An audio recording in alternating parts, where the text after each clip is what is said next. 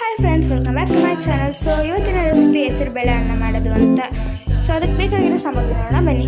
So ಇಲ್ಲಿ 2 ಪಾವ್ ಅಕ್ಕಿ ತೊಗೊಂಡಿದ್ದೀವಿ, ಮತ್ತು ಅರ್ಧ ಪಾವ್ ಹೆಸರು ಬೇಳೆ, ಮತ್ತು ಒಂದು ಸ್ವಲ್ಪ ಹುಳಿ ಪುಡಿ ಮತ್ತು ಗರಂ ಮಸಾಲ ನೋಡಿ, ಮತ್ತು ಕೊತ್ತಂಬರಿ ಸೊಪ್ಪು, ಶುಂಠಿ ಬೆಳ್ಳುಳ್ಳಿ ಪೇಸ್ಟ್, ಈರುಳ್ಳಿ, ಮೆಣಸಿನಕಾಯಿ, ಕರಿಬೇವು ಸೊಪ್ಪು ಮತ್ತು ಟೊಮೆಟೊ.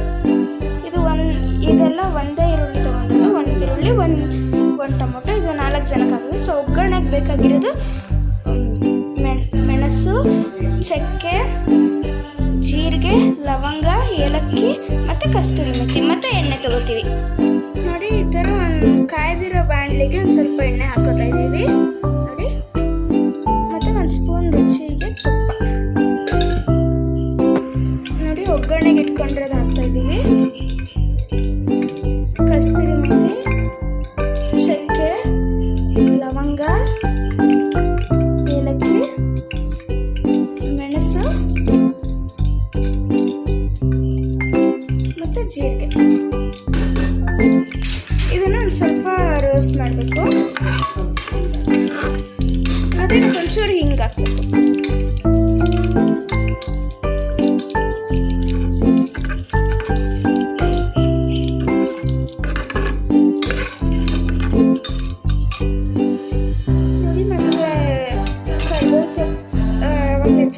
ಅದು ನೋಡಿ, ಮೆಣಸಿನಕಾಯಿ, ಕರಿಬೇವಿನ ಸೊಪ್ಪು,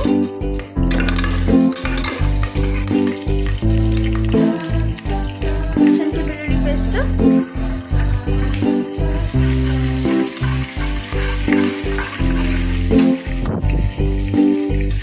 ಈರುಳ್ಳಿ,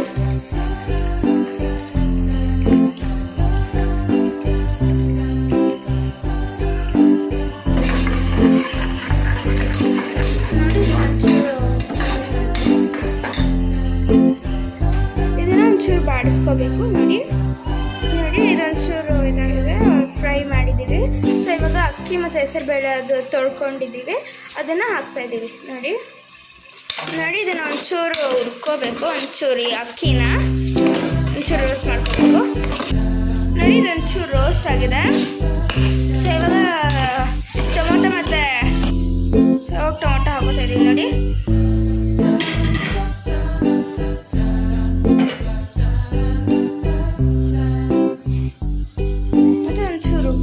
ಕಲ್ಲುಪ್ಪು, ರುಚಿಗೆ ತಕ್ಕಷ್ಟು ಉಪ್ಪು.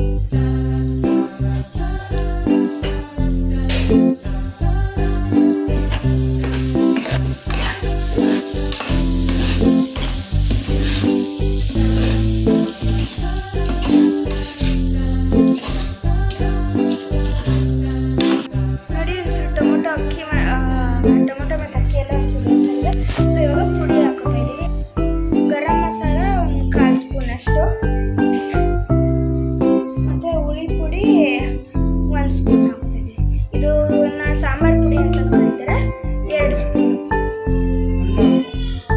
1.5 ಸ್ಪೂನ್ ಹಾಕೋಬೇಕು ಹುಳಿ ಪುಡಿನ, ಮತ್ತು 1/4 ಸ್ಪೂನ್ ಗರಂ ಮಸಾಲ. ನಾನು ಇದನ್ನು ಒಂಚೂರು ಸ್ವಲ್ಪ ಮಿಕ್ಸ್ ಮಾಡ್ಕೋಬೇಕು. ಎಲ್ಲ ಮಸಾಲೆ ಎಲ್ಲ ಹೊದ್ಕೋಬೇಕು ನೋಡಿ, ಈ ಥರ ನೋಡಿ. ಇವಾಗ ನೀರು ಹಾಕೋತಾ ಇದ್ದೀವಿ.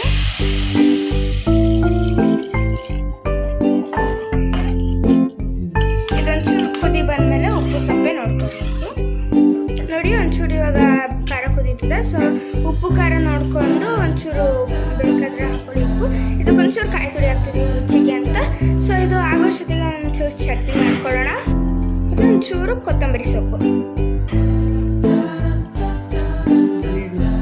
ಇವಾಗ ಲಿಡ್ ಮುಚ್ಚಿಬಿಟ್ಟು 2 ವಿಷಲ್ ಹೊಡಿಸ್ಬೇಕಿದೆ. ಸೊ ಇದಾಗೋಷ್ಟೊತ್ತಿಗೆ ಚಟ್ನಿ ಮಾಡೋಣ. ಸೊ ನೋಡಿ, ಇದು ಚಟ್ನಿಗೆ ನಾವು ಚಟ್ನಿನ ಕಲ್ಲಲ್ಲೇ ಇರ್ತೀವಿ. ಸೊ ಇದಕ್ಕೆ 4 ಮೆಣಸಿನಕಾಯಿ, ಒಂಚೂರು ಕೊತ್ತಂಬರಿ ಸೊಪ್ಪು ಮತ್ತು ಬೆಳ್ಳುಳ್ಳಿ. ಇದಕ್ಕೆ ಒಂಚೂರು ಕಡಲೆ ಹಾಕೋಬೇಕು.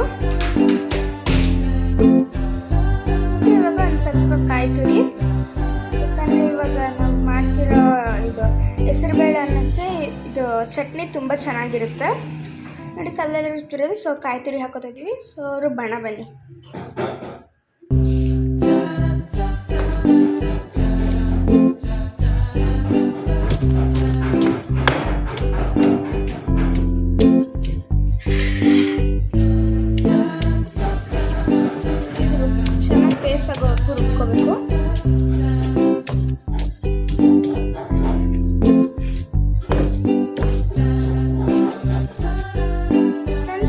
ಚಟ್ನಿ ಆಗಿದೆ. ಸೊ ಪಲಾವ್ ಆಗಿದೆ, ಅದನ್ನ ನೋಡೋಣ ಬನ್ನಿ. ನೋಡಿ ಹೆಸರುಬೇಳೆ ಅನ್ನ ಆಗಿದೆ. ಸೊ ಇದಕ್ಕೊಂಚೂರು ಮೇಲ್ಗಡೆ ಕೊತ್ತಂಬರಿ ಸೊಪ್ಪು ಉದುರಿಸ್ತಾ ಇದ್ದೀವಿ. ಇವಾಗ ಕ್ಲೀನಾಗಿ ಮಿಕ್ಸ್ ಮಾಡ್ಕೊಳ್ಳಿ ಇದನ್ನು. ಸೊ ಎಲ್ಲ ಹೊಂದ್ಕೊಳ್ಳಿ ಮಸಾಲ ಎಲ್ಲ.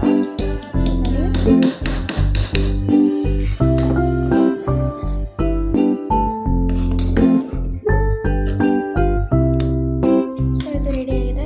ಸೊ ಈ ವಿಡಿಯೋ ನಿಮಗೆ ಇಷ್ಟ ಆಗಿದ್ರೆ ದಯವಿಟ್ಟು ಸಬ್ಸ್ಕ್ರೈಬ್ ಮಾಡಿ, ಲೈಕ್ ಮಾಡಿ, ಶೇರ್ ಮಾಡಿ, ಹಾಗೆ ಕಮೆಂಟ್ ಮಾಡಿ. So thank you. ನೋಡಿ ಫ್ರೆಂಡ್ಸ್, ಆಗಿದೆ. ಇವಾಗ ತಟ್ಟೆಗೆ ಹಾಕಿದ್ದೀವಿ. ಸೊ ಟೇಸ್ಟ್ ಮಾಡಿದ್ವಿ, ತುಂಬ ಚೆನ್ನಾಗಿದೆ. ದಯವಿಟ್ಟು ಟ್ರೈ ಮಾಡಿ ಇದನ್ನು. Thank you. ಒಂಚೂರು ತುಪ್ಪ ಅಥವಾ ಬೆಣ್ಣೆ ಹಾಕೊಂಡ್ರೆ ಇನ್ನೂ ರುಚಿ ಇರುತ್ತೆ.